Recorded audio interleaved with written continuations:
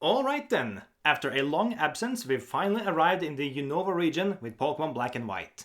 The region I've been looking forward to the most with this entire project, because of how charming and enjoyable and nostalgic these games are to play for me. I still feel like they hold up today, just with how amazing the sprite work was, and generally the entire region is well balanced in my honest opinion. So then, starting us off on this journey, we pick our starter in our room, said starter being Klaus the Tepig, with Bianca getting Snivy and Sharon getting Oshawott.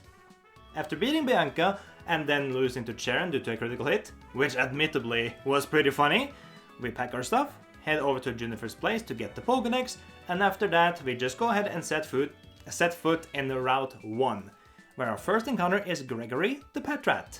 I'd much rather have Lillipup, but he'll do. After a quick tour of the Pokémon Center, Tiamat and Milen gets added to the squad as two of the transfers from the last game. We train a little bit before we attend this weird pep rally and stomp out a green hippie and his cat-shaped bong. Wandering into Route 2, we end up catching Henrik the Lillipup, so now we have both the normal types and I don't have to be mad about getting Gregory in the first place. The route is mostly a breeze, but we end up running into Bianca again and having a friendly little spat with her before we continue, heading past the city and into the Dream Yard, where this lovely fella hands us Oregano the Pansage. With Klaus, Oregano and Henrik on the team, we basically have 3 starters on hand. Because quite frankly, Lillipup is as good as a starter Pokemon. It gets solid moves, has a pretty amazing ability, and is overall just a very good boy. And Oregano is one of the elemental monkeys. I know not a lot of people like them, but they hold a special place in my heart, so I am using him, and as long as we have these 3, we are set for the future. After butting heads with Sharon at the local trainer school, it was time to take on the gym, and well, I didn't want to completely ruin everyone's dreams by having Tiamat Dragon Rage everything, bless her eager little heart, so everyone of the team got to do their part and we obtained the first badge from Cress. The gym doesn't get more recognition from me, it's painfully simple even by first gym standards, good concept but very bare bones, so we'll leave it at that. Stopping by the Dream Yard while gathering some Dream Mist for Fennel, we end up finding and capturing Mu the Munna. Not the best Pokemon around, but it's power in the PC. Continuing on from that, we chase some Team Plasma folks into this cave and promptly beat them all up with Sharon. And on the way out, Briny the Roggenrola joins us, clearly enamored by our handsome posse. Either that or he wanted some of the sausages in our food supply. And after that, it was time to make use of one of my prizes for bringing Milen over. Early game surfing, because in Black and White you don't need badges to use the HMs. So thanks to this, we were able to catch Blunder the Basculin in Stratron City's Park Pond. Everything was going well, a bit too well. So it was time for some BS to happen, with another Basculin jumping out of the water and promptly chewing out both Oregano and Gregory. We're barely past the first gym and I lose 2 Pokemon, not to a trainer battle, but to a wild Basculin. Needless to say, that was kinda soul-crushing. So I head to Route 3 again, capturing Pinta the Pidove before heading back to lick my wounds for a bit. But the suffering was not over. After getting some training done, I head to Nacrin City and stomp out N before deciding to get the encounter in the outer Pinwheel Forest area, with Lashana the Timpole joining us. But as I battle and train here, I lose my starter to a Pidove. Arguably one of the worst Pokemon in the game. I wild one at that. I lost my starter to one of the most stupid things in the entire game. In my first draft of the script, I had a full rant here, but the TLDR is that I snapped for losing my starter that way, so let me instead talk about Nacrin Gym that is coming up. Nacrin City's gym is, of course, a normal type gym, and thus doesn't have a lot of weaknesses to be exploited. You can get lucky with fighting types, or just use your starter to steamroll through, but the problem with Lenora herself is that she has a lot of power in her Herdier and her Warthog, both sporting Retaliate, a normal type move with 70 base power, which is nothing to scoff at this early in the game, and after you KO one of her Pokemon, that power is doubled to 140, and is almost guaranteed to snag a revenge kill.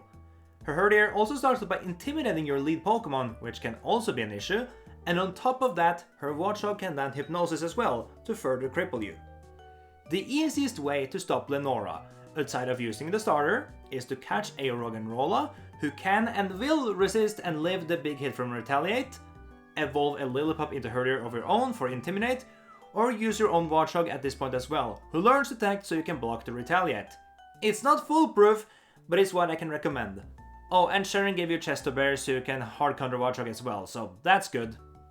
After some training, evolving Henrik and adding Artemis to the team, I challenged Lenora.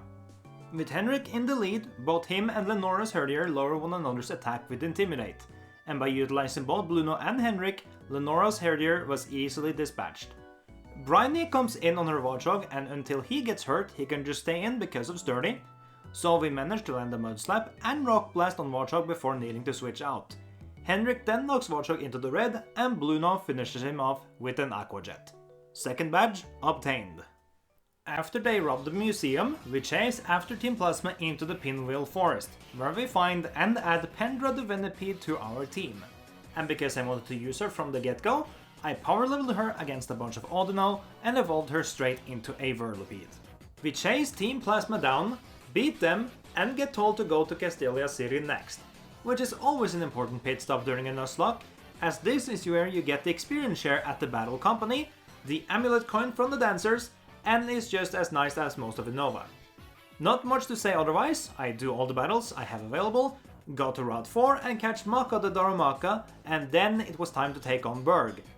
Or it would be, if I didn't have my previous Genlocke members and the ability to surf. I backtrack all the way to Route 1 and head west into Route 17, because you don't need badges to use surf, avoiding the trainers along the way, before finding and capturing Jaliaro the Frillish. And then I have to take on the swimmer because I can't get past her, beating her one Alamomola using a combination of Toxic, which I just picked up just a few steps before, and Bryony's Sturdy ability, and lots of healing. And then continue to Route 18, where we actually managed to snag ourselves Hermione the Dwebble thanks to a quick ball we got at the Battle Company, and then we get the big prize from the Ranger. Helios the Larvesta, hatched from the egg we were handed. Now, Helios is not actually for in-game use yet, but having him on the team so he can gain experience and the MVP status means we can start with him in the next game when we get there. And eventually he will get strong enough to at least see some use. I just love this Pokémon, and I want to use it in a run. And now I finally have the ability to do so. And if we take him all the way to Kalos, he could be fun to use against Viola's gym at the start of the game. You never know. Back to Castelia City and Burgh. Burgh really isn't that difficult of a gym battle. The amount of Pokemon you have available that can do something against Burgh are dime a dozen. Burgh's Pokemon all have Struggle Bug, but it's a very weak special attack when all of his teammates are physical attackers. His most threatening Pokemon is rarely enough his Whirlipede with its Poison Tail and Screech. Not to say his Levani can't hit hard with Razor Leaf. He is just generally not that strong. Dealing with Burgh is generally an easy task, if you couldn't figure that out already. You can bring Tranquil, who makes mincemeat of Levani and generally don't care about Whirlipede. It might need to watch out for Dwebble though. And then you have any of the fire types if you start with them, or Kata Darumaka, Swoobat for similar reason to Tranquil, Roggenrola for its high defense, and that they can't do much if anything with at all. Generally just don't stay in with something that can take super effective damage from Poison Tail, Rock Throw, or Razor Leaf from their respective Pokemon, and you'll be fine. As for my own gym battle with Burgh, Milen washed away Whirlipede with Surf, Artemis sent Levani flying with Aerial Ace, and Bryony tanked Dwebble's attacks before taking it out with a well-placed Smackdown. Yes, I am aware I am using some Pokemon that are batshit insane and powerful, but I'm also trying to explain how you'd go about it in a regular Nuzlocke run, so cut me some slack please. We have a quick rival battle with Bianca before we head out to Round 4 again, with her team being a bit too underleveled to be of any threat to us at this point. Then we have a just as quick rival battle against Sharon, with Milen sweeping up 3 of his teammates with Surf, while Henrik then whittles down the Watt before Artemis can finish it off with Counter. What follows is mostly a huge catch-a-ton from Castelia to Nimbasa, with the new teammates that join us along the way, including Chomper the Sandile, Cygnus the Sigilif, and Evans the Yamask. And while we handle the plot with Team Plasma in Nimbasa, we also explore the other routes we have available at this time, catching ourselves Midori the Minccino on Route 16, Wave the Svenloon in the Lostlorn Forest, and Sabor the Liepard on Route 5. We also backtrack to Necrin Museum and revive Rupert the Archon. So, yeah, that was... how many? 7 new encounters just like that? Now, when it comes to taking down Elesa, her team is built on the essence of speed, which is synonymous with the electric typing. All of her Pokémon sport Quick Attack, a priority move for picking you off on low health, and Volt Switch, the momentum gaining pivot move that resets all debuffs you might apply to her team. She hits fast and decently hard at that. The best ways to deal with her tactic is to try to get yourself a ground type. Usually, having a grass type would help in an electric gym, but all of Elisa's Pokémon have ways to hit them super effectively, and thus, this is the first gym where your starter won't be doing much at all. If you manage to catch a Tympole or Sandile, evolve them into a Palpitoad or Krokorok, as they are generally the best Pokémon to use here, being immune to electric moves and able to hit back with Rock Tomb, which you should have picked up in the Desert Resort.